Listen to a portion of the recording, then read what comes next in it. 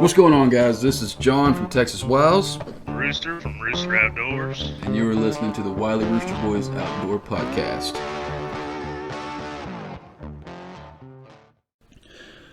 Oh man, we're back, and we finally followed through with what we've been talking about for months. It has taken a while, hasn't it? Yeah, I'm thinking about looking back on the podcast or looking back on whatever and just seeing when we decided we wanted to go to Graham and see how long it's taken us to actually make that happen. It's definitely been some months.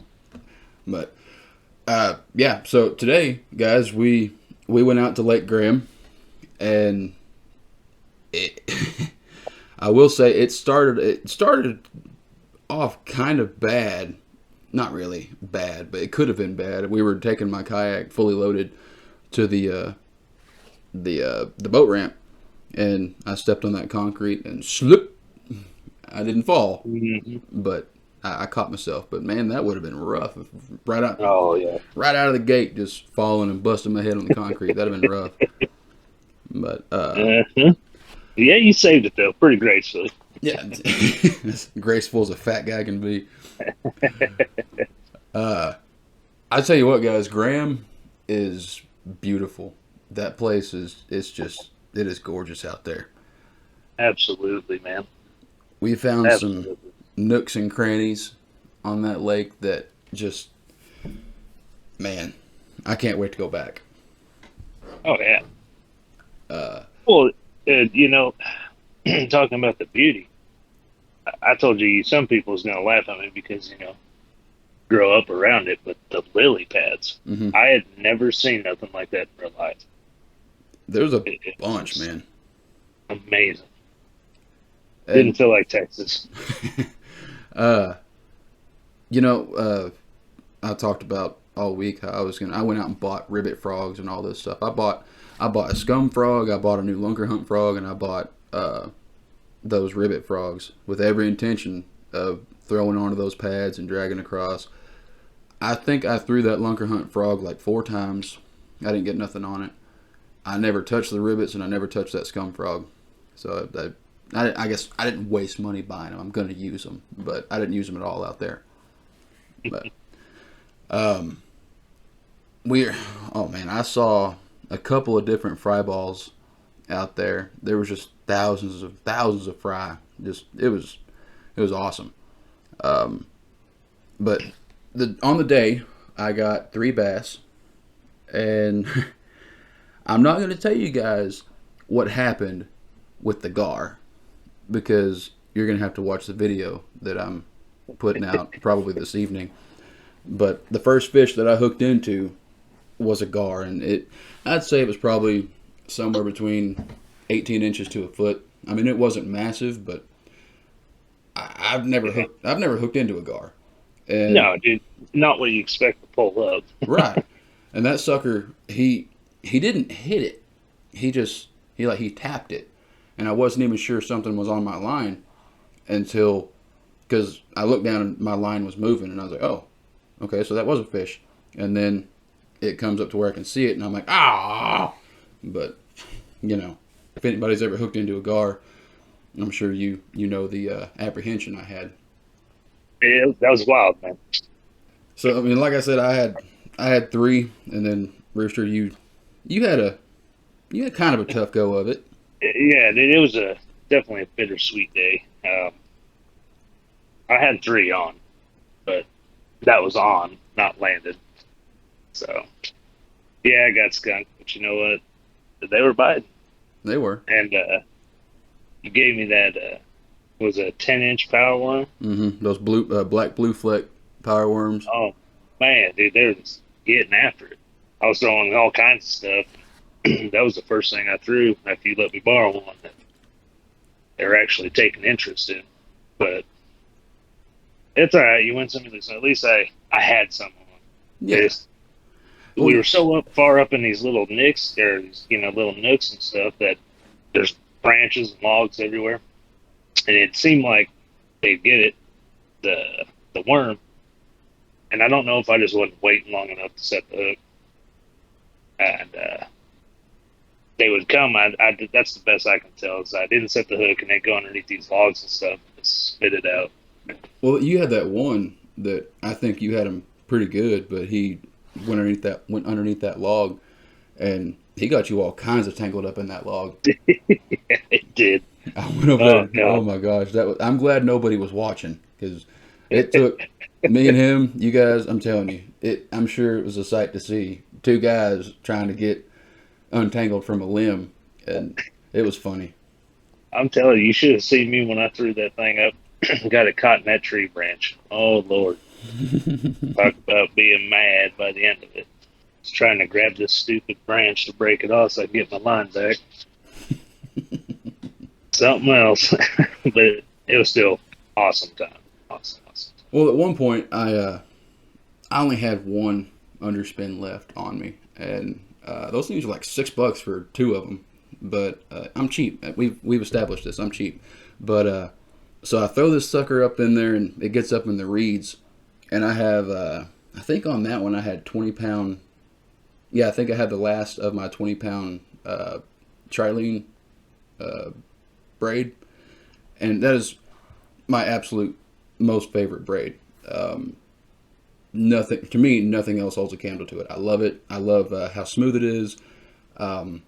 It whenever you bend it, it doesn't keep that shape like Power Pro. People swear by Power Pro. I don't care for Power Pro. I have bad luck with it. And like with Power Pro, I'll cast out and it won't even backlash. It'll just stop. I don't know what that's about. But anyway, I cast this underspin up there and it landed in the reeds or the canes or whatever you want to call them, and it hooked in there good. And I'm thinking, I ain't losing this. Well, I had my anchor, my little 5-pound claw anchor. I had that out, and like I said, I wasn't losing this underspin. So I'm pulling and I'm reeling and I'm pulling and I'm reeling and I'm realizing something. I'm pulling myself to these reeds, dragging me along with my anchor, and that braid never broke. I got my underspin back, and that's just a testament to the strength of that triline, whatever, however you pronounce it. But Right. I love that stuff, man. That's, if I can find it, that's all I ever want to buy. Yep. Well, I think talking about lines breaking, I think it's about time to take a break, don't you? Yeah, we ought to do that. Be right back. And we're back. This is actually going to be a pretty short one today, guys. We just got a lot of stuff going on, and we wanted to knock this episode out. We don't want to get too far behind on our days, but before we wrap it up, we do have a few more things to talk about today. Like, Yeah. I'm terrible with directions. Rooster is usually like phenomenal with directions. Yeah. I thought I was pretty good with it. Yeah, I've been somewhere once. I'm pretty good. you were so confident though. So, okay, we get everything. Well, you know what? Before we do that, I want to take a second, guys. Let us know in email or whatever. Again, the email will be in the about section or description or whatever part of this episode. But let us know, what is quicker for you guys, rig up or rig down? Because to me, I can rig up my kayak in like, I don't know, 5 to 7 minutes or so. But it seems like the breakdown, what do you think it took us? 20 minutes? 25 minutes probably? Something like that. It's ridiculous. I hate that part. But let us know how you guys handle that, and which one takes longer for you guys. But anyway, so we rig down and we get everything loaded, and we leave. Well, I didn't really want to use a GPS. Hindsight, we probably should have. But we're leaving. I asked Rooster, I was like, all right, we go left out of here. He's like, yeah. I was like, cool. We get to the next stop sign, and we went, what, right? I think right. Yeah, we went right. Yep. And that was correct. We went right. Well, we go down another few miles, and we come to another stop sign. I'm thinking go left. Then Rooster very confidently tells me, no, it's right. I'm like, all right, cool. So I trusted him. we're we're going on down the road, and it's been like, I don't know, 30 minutes. We're just talking, and I asked him, I was like, none of this really looks familiar. You sure this is the right way? And I don't remember what you said, but I don't know. But Wasn't paying too much attention. We're talking on the way down. yeah.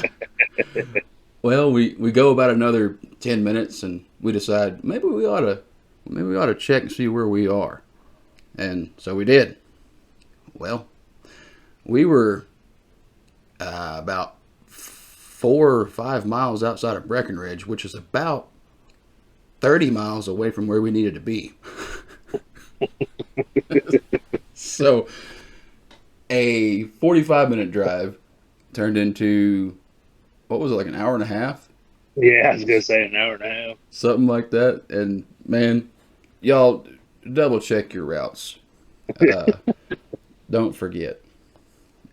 But I could have swore, man. I could have swore.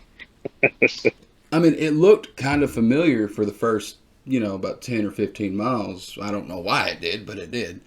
It did, yeah. But So it happens when you get that confident, I guess. we're definitely going back to Graham. See, whenever we went today, we stayed around the far south side of the lake. We hit all the creeks and stuff like that, and I got to do something I've never done before. I went under a bridge. Thought that was pretty cool. And see, whenever we spoke of Graham before, we always talked about the north side of Graham because it is just nothing but standing timber. And now I'm kind of hesitant on that because there was some standing timber down around where we were this morning, and I didn't get nothing. But again, you can't let one day or a couple hours, change your entire outlook on something. I still want to hit the north side and hit all that timber. And plus, we want to go back and we want to hit Lake Edelman.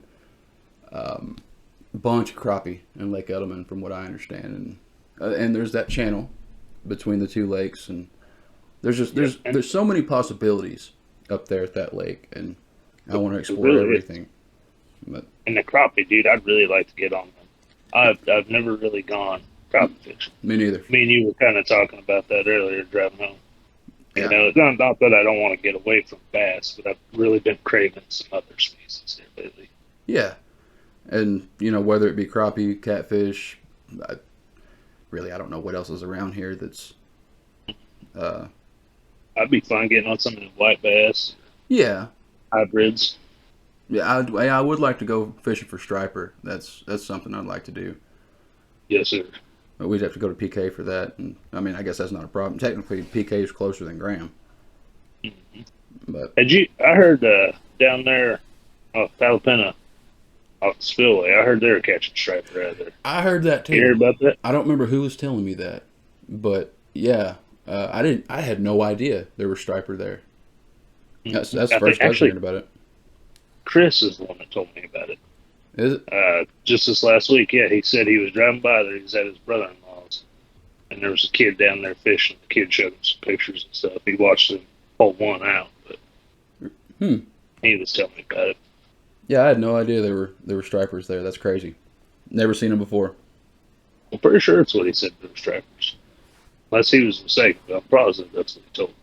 Yeah, I believe so. I think I was either that was secondhand from me hearing it, or maybe I heard it from him. I don't remember. But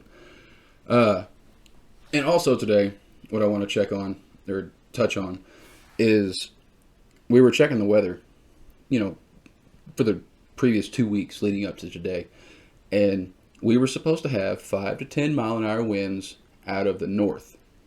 Well, it was more like 10 to 15 mile an hour winds out of the south.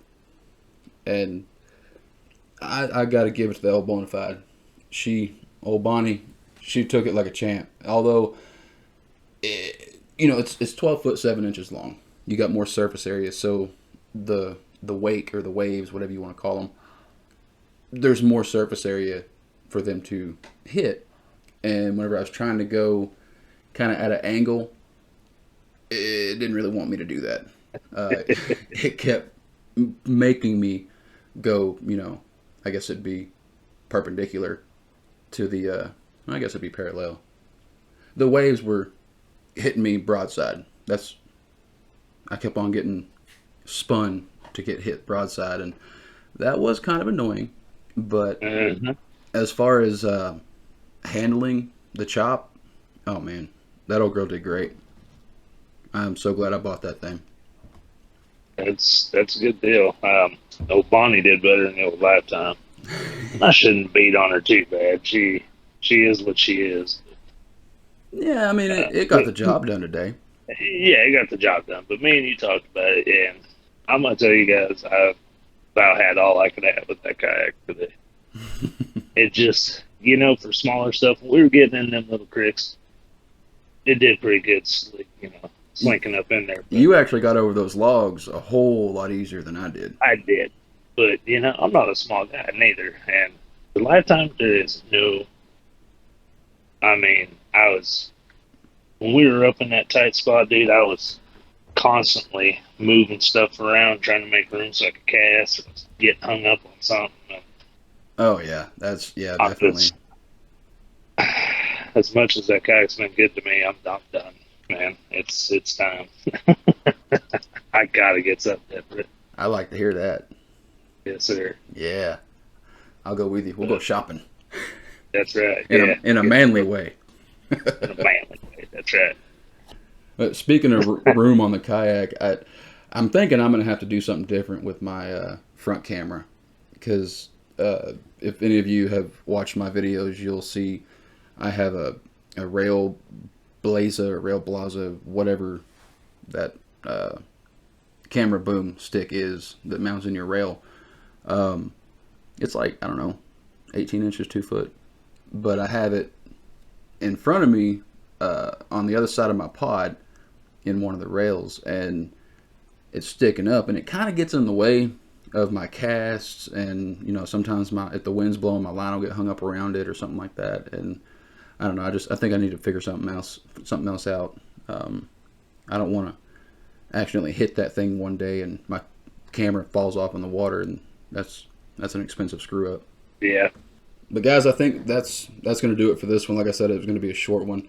We got some stuff we got to tend to, but we appreciate you tuning in. Stay tuned for more content. We got some stuff planned in the future. We'll touch on a little bit of that probably in the next episode. Outdoorsy stuff, not just fishing. We might be doing some camp out stuff. Not exactly sure the date, but it shouldn't be too far off from now. We're trying to get it in the works. Yeah. And in the meantime, don't forget to check out Texas Wilds and Rooster Outdoors on YouTube. Yeah. Like and subscribe those channels, please. It helps us out quite a bit. And like we've said many times before, we're doing this for you guys just as much as we are for us. This is something that we love doing, but we want to share it with you guys, and we really appreciate feedback via email or comments or whatever. However you want to do it. We'd love to hear from you guys. Absolutely. All right, guys, we're going to wrap it up, and stay tuned for the next episode coming next week. God bless you guys. See you later. See ya.